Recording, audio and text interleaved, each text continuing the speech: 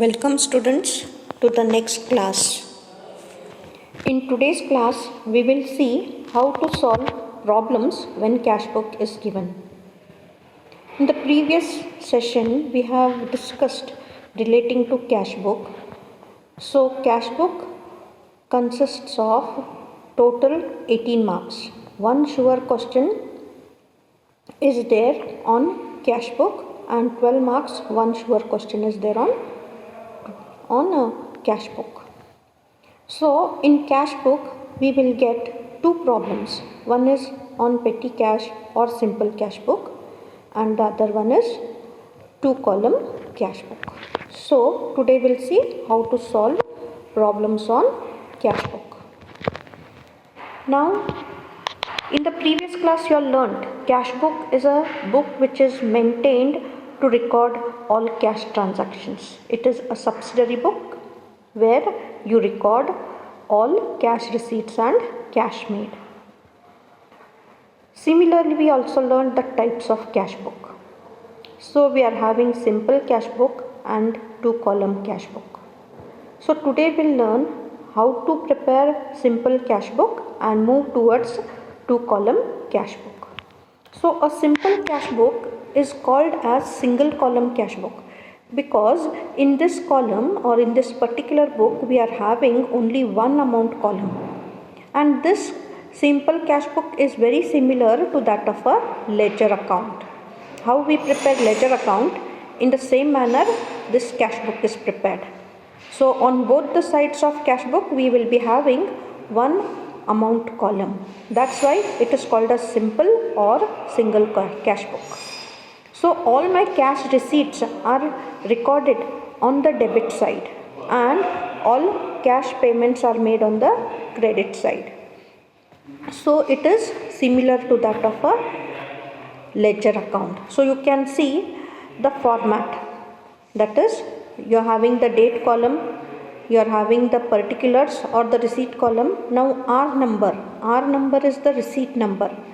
That is whenever we prepare cash book or a cash receipt, whenever cash is received we give the receipts, the vouchers are given. So the receipt which we receive from the seller or for on payment on receipt of cash, whatever we give is called as R number. So every receipt has its number, that number has to be written. Then the ledger folio of the various accounts recorded in cash book have to be written and the amount column. So this first 1, 2, 3, 4, 5 columns are relating to debit side and 6, 7, 8, 9, 10 columns are relating to the credit side of cash book. So you are having the date of payments, then you are having the payments which is made here. Now the vouchers which we have received on making of cash payments is recorded. So it is V number, then ledger folio and the amount column. So this is a format of simple cash book. Now remember students, cash is classified as asset account. So whenever a cash book is being prepared, you should follow the rule of asset, that is debit increase in cash and credit decrease in cash. So you are having how the different columns are being taken. So first column records dates of cash, second column records the details, that is the details who has given cash or from whom we have received the amount of cash. So all those details are recorded along with narration because cash book serves the purpose of ledger and journal. So whenever there is this ledger, this details, you can write journals if you feel it necessary. So you are having the receipts of the details of cash received. Next, the receipt number is recorded in the third column. The fourth column records ledger folio, the page number of each ledger which is recorded in the second column. Next, the column of amount or the fifth column will give the amount of cash received by us. Next, the sixth column records on what date payments are made. On seventh column we will give the details to whom the payments are made. Then whatever vouchers we have received, those vouchers numbers will be recorded in V number, that is voucher number column. Next, ninth column again records our ledger folio, and 10th column records the amount of cash paid. So pure cash transactions are recorded in our cash book. So we'll see one simple problem. So you're having, enter the following in simple cash book. Cash received from Prakash 15,000, then paid to Ravi 2,000, interest paid on loan 500, then commission received 3,000, cash purchases, then cash withdrawn for personal use, rent paid and received from Alok. So this is a simple transaction where you will be having minimum 6 transactions. So you have to prepare a simple cash book, and again you have to post them in the cash book or record them in the cash book. So first we have to remember that only cash book is how it is prepared, how a cash account is prepared. In the same manner your cash book is prepared. Now you know the cash account, it has 2 columns, debit side and credit side.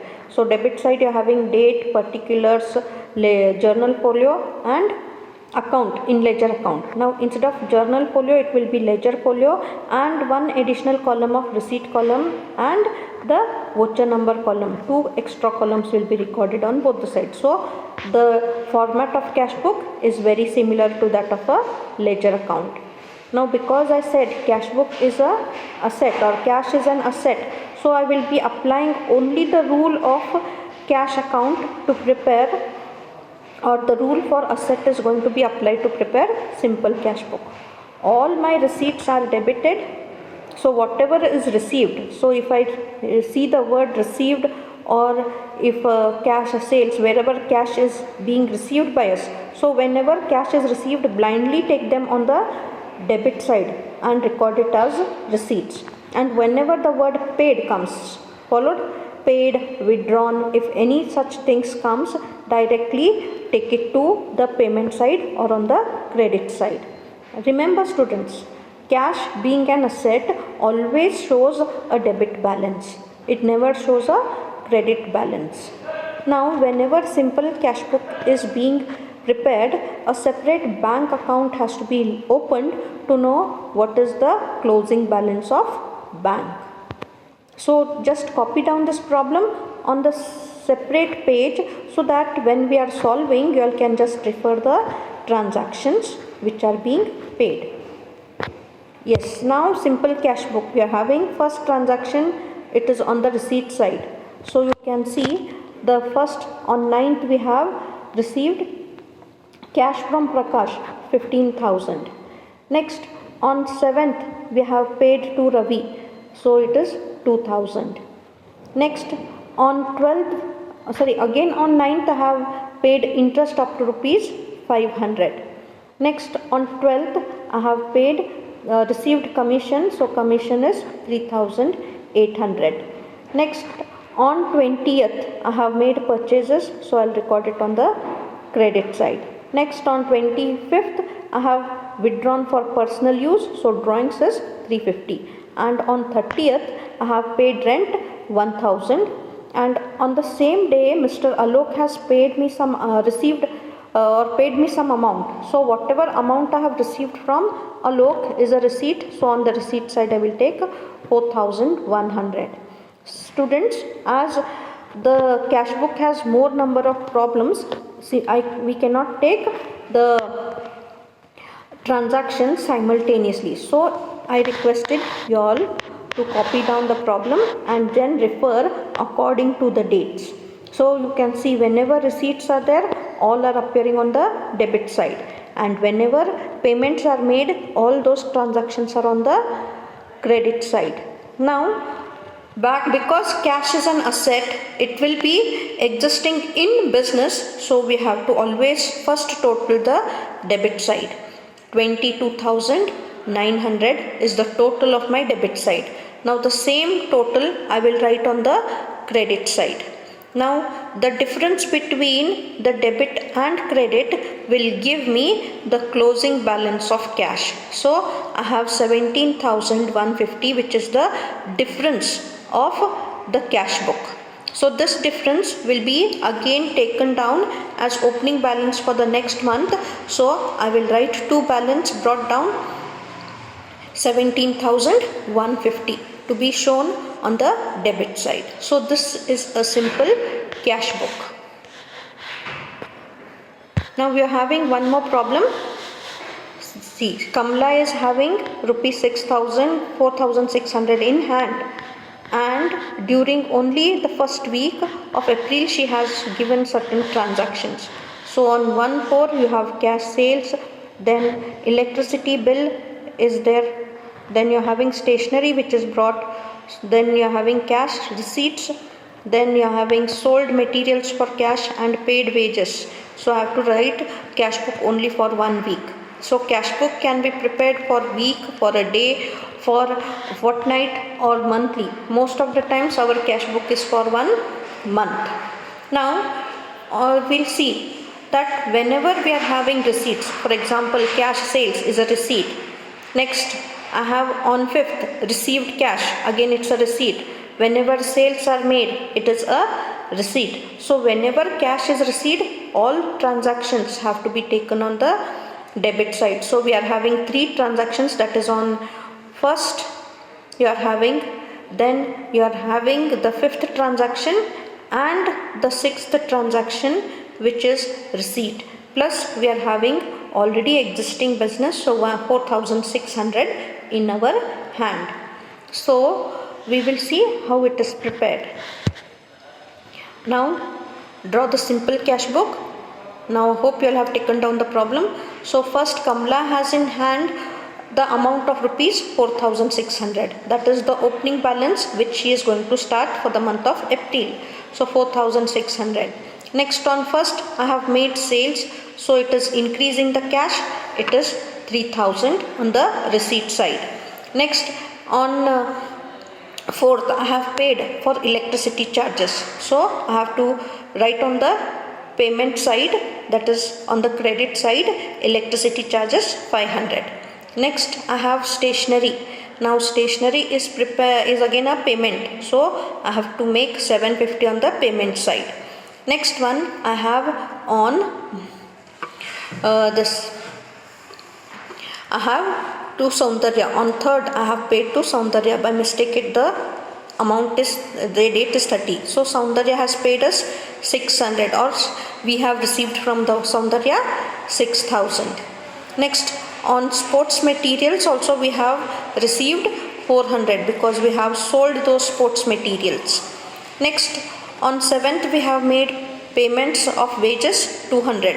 So I'll take the first total of debit side 8,600, and from 8,600 whatever amount I have paid, that is 500, 750 and 200 will be deducted. So whatever balance I get is our closing balance of cash. So at the end of the week we will have 7,150 of cash in our hand. So this is again our simple cash book. Now we'll go to the next slide. We'll see what is 2-column cash book.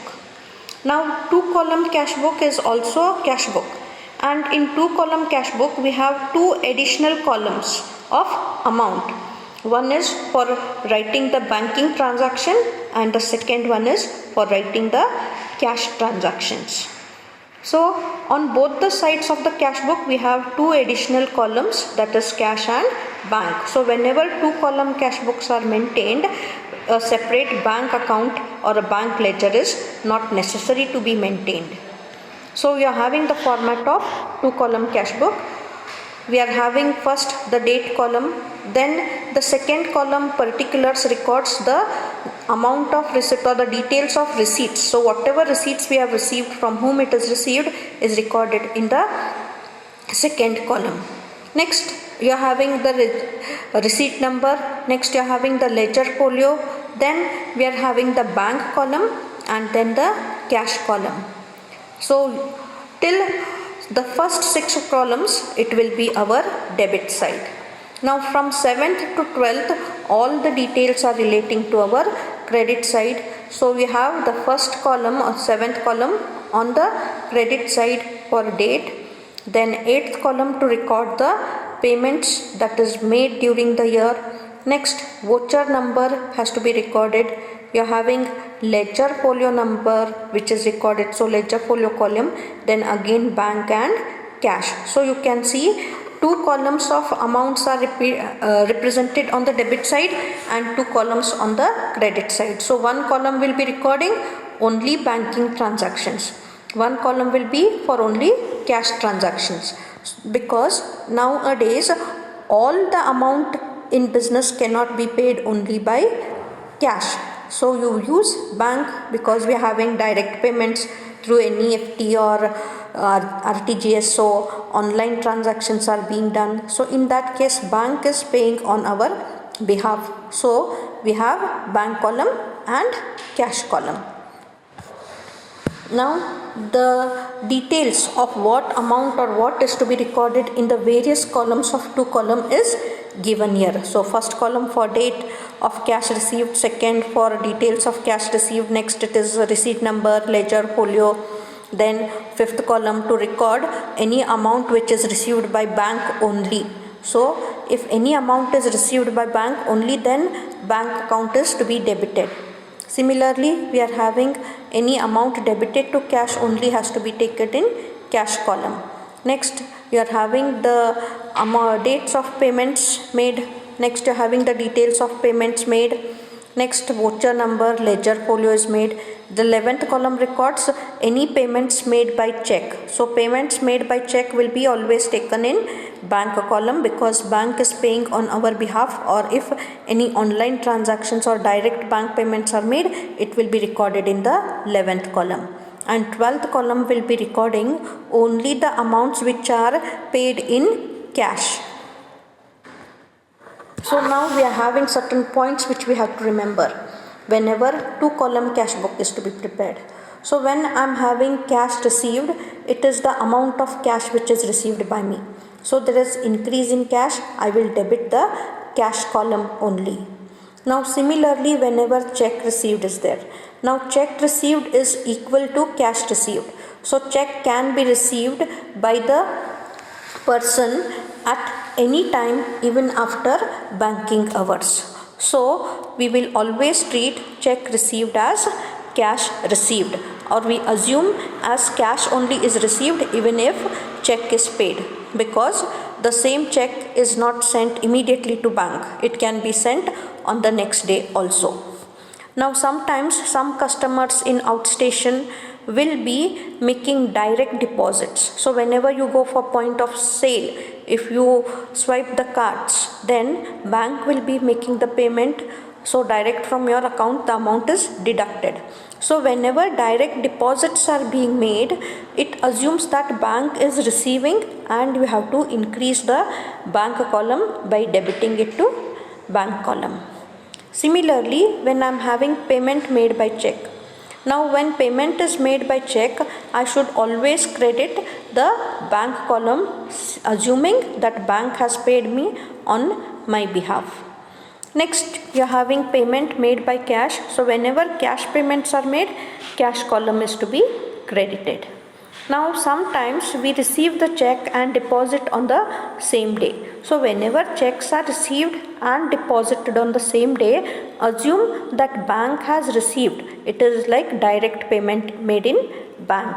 So you have to debit bank column when checks are deposited on the same day. For example, sales made and paid by sales made and received by check. So deposited on the same day. If this transaction comes, then I will have bank account debit to sales, because the amount of check is immediately sent to bank on the same day. Now coming to the next, whenever I prepare a 2 column cash book, I have one type of entry which are special entries. They are called as contra entries, because such entries appear on both the sides of cash book. So for contra entries, we have only two types of transaction, that is either deposits made in the bank or withdrawals from the bank. So in both these cases, cash and bank only will be appearing. Once cash is debited, then the bank is credited, and when bank is debited, cash is credited. So on both the sides of my cash book, these transactions are appearing. So such transactions, whenever they are appearing on both the sides, I will call it as contra entry and represent the word C or alphabet C in front, saying it is a contra entry. So this comes to an end of today's session. In next class, we will directly go with 2-column cash book, and 2-column cash book always comes for 12 marks. So till then, be safe, and for any difficulties or queries, you can call us at any time. Thank you.